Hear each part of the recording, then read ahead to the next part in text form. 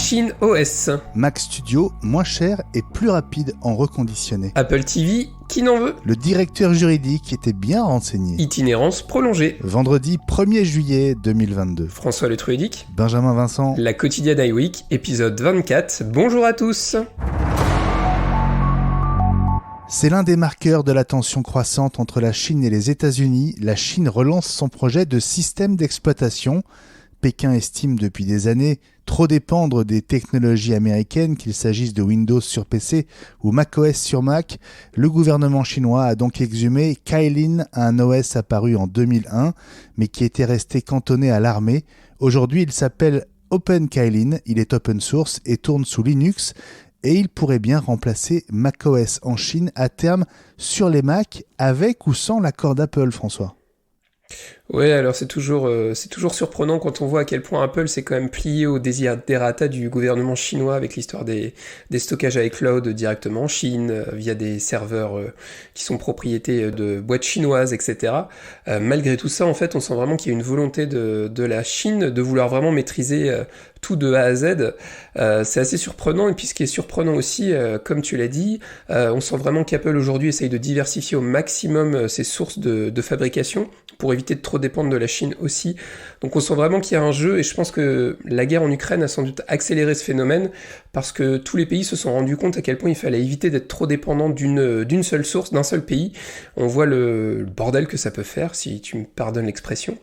On le voit à l'image de l'informatique, on le voit à l'image des automobiles, on l'a dit, par exemple les usines Tesla qui ont été aussi à l'arrêt à cause de la crise Covid, et ainsi de suite. Donc je pense qu'on est vraiment à l'aube d'une période très, très spéciale de conflits internationaux, et sans doute pas uniquement de conflits armés en fait. On disait souvent que ça allait jouer sur le côté du web, mais je pense que ça va pas jouer que sur le côté du web, ça va jouer aussi sur les matières premières, sur les usines de fabrication, etc. Donc ça me laisse perplexe. Maintenant, je suis assez sceptique sur le fait que ça puisse avoir du succès, sauf évidemment si le gouvernement chinois l'impose. Et là, effectivement, si c'est imposé, les Chinois n'auront pas trop le choix. Maintenant, peut-être qu'Apple arrêtera de produire en Chine, ou arrêtera d'envoyer des ordinateurs. Mais c'est plutôt inquiétant. Le Mac Studio fait sa première apparition sur le store de produits reconditionnés. La remise n'est pas dingue, 10% environ, mais il risque, en plus d'être un peu moins cher, d'arriver plus vite qu'un modèle neuf que vous commanderiez au même moment, entre 1 et 2 semaines plus tôt. Alors on l'a vu apparaître sur le store américain et aussi sur le store français, François, mais il fallait être super rapide. Oui, il est apparu hier soir, mais comme tu le dis, il fallait être super rapide. On le voit aussi sur les MacBook Pro 14 pouces et 16 pouces. Ils font des apparitions épisodiquement. Il y en a 2 ou 3 jours d'affilée, ils vont en remettre, et puis après il n'y en a plus pendant 15 jours. Le Mac Studio, à mon avis, ça va être à peu près le même style. Je pense qu'on a le droit aussi aux machines qui ont été commandées par des gens qui commandent pour tester, qui renvoient directement. Je sais pas de qui je peux parler, ça m'est arrivé, j'admets. Mais du coup, ces machines-là arrivent à un moment ou à un autre sur le refurb, donc ce sont de très bonnes occasions. Alors pour des gens qui ont accès à des remises, je pense en particulier aux enseignants et aux étudiants, c'est pas beaucoup plus intéressant que la remise Edu que vous pouvez avoir via Unidays en France, mais malgré tout, pour le grand public, c'est plutôt intéressant. Ce sont des machines considérées quasi neuves, elles sont remises en état, c'est de très très bonnes occasions, et surtout, comme tu l'as dit, disponible immédiatement. C'est-à-dire que là, si vous commandiez le Mac Studio hier soir, il arrivait lundi chez vous. Si vous le commandez sur le store normal, au prix plein tarif, et ben là, vous l'aurez pas tout de suite, vous l'aurez pas avant 3 semaines, 1 mois, voire plus en fonction des configurations.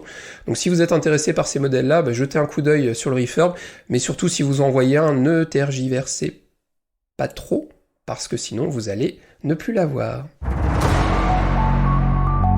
On reste aux États-Unis. Apple veut apparemment vider les stocks d'Apple TV HD et d'Apple TV 4K. Depuis ce vendredi matin, l'achat du petit boîtier à $150 donne droit à une carte cadeau Apple de $50 tant qu'il reste du stock, précise le site, ou au plus tard jusqu'au 14 juillet. L'Apple Store a même fermé quelques minutes, ce qui a mis Twitter en émoi. Pas d'offre équivalente en France, François, en tout cas pour l'instant. Non, on a vu aussi arriver aux États-Unis l'offre pour les étudiants et les enseignants. Back to School, sur le même principe, ça donne droit à des cartes cadeaux comme ça. Ça peut être intéressant si vous voulez acheter un produit, une Apple TV. Une Apple TV HD, on va vous la déconseiller, parce qu'honnêtement aujourd'hui, quasiment toutes les télés sont 4K, donc c'est un investissement qui est pas ouf. D'autant que je pense qu'à un moment ou un autre, tvOS ne sera plus compatible avec ce modèle-là. Maintenant, voilà, c'est aux États-Unis. Si vous habitez là-bas, on sait qu'on a des auditeurs aux États-Unis, donc ça peut être une bonne occasion. Pendant 5 ans, il a profité des informations confidentielles dont il disposait pour gagner 227 000 $ avec ses actions Apple en bourse et aussi pour éviter d'en perdre 377 000. L'homme jugé aux États-Unis n'est pas n'importe quel salarié. Il s'appelle Gene Levoff et il occupait le poste de directeur du juridique chez Apple dont il était aussi le secrétaire général. Il s'est fait prendre la main dans le sac. Ouais, j'allais dire la main dans le pot de confiture pour changer de champ lexical, mais c'est pas le premier, ce sera pas le dernier. Mais c'est vrai qu'on pourrait s'attendre à ce que des personnes qui sont sur ces postes-là, en fait, soient un peu plus intelligents que les autres et n'aient pas l'idée de faire ce genre de choses. Et au final, on se rend compte que l'appât du gain est plus fort que tout, une fois de plus. Maintenant, c'est toujours... quand on est pris la main dans le sac, c'est embêtant et je pense qu'il va se traîner ça comme un boulet pendant un paquet d'années et puis potentiellement il risque d'y laisser des plumes. Donc ça arrive à tout le monde, même Apple. Et puis une bonne nouvelle pour nous autres Européens, l'Union européenne vient de prolonger au moins jusqu'en 2032 l'accord d'itinérance qui nous permet de téléphoner, envoyer et recevoir des SMS depuis n'importe quel pays de l'Union sans aucun frais à payer au titre du roaming. Il était temps, l'accord signé en 2017 prenait fin aujourd'hui, théoriquement, mais sans grande surprise, il est donc prolongé pour au moins 10 ans, François. Mais en fait, tu m'as appris quelque chose parce que je ne savais pas que c'était un accord qui avait une date de validité. Pour moi, c'était quelque chose d'acquis.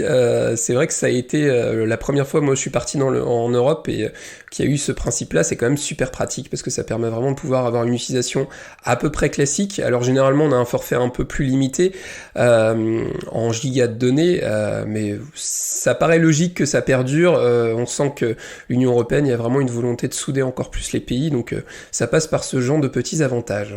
Et conséquence du Brexit, l'accord ne concerne pas la Grande-Bretagne. Ça veut dire que les Britanniques qui voyagent dans l'Union européenne payent des frais d'environ 2 livres par jour pour bénéficier de l'itinérance.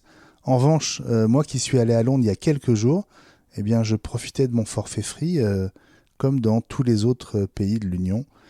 Ça ne m'a pas coûté un centime de plus de téléphoner depuis Londres. Donc tu avais vraiment tout compris.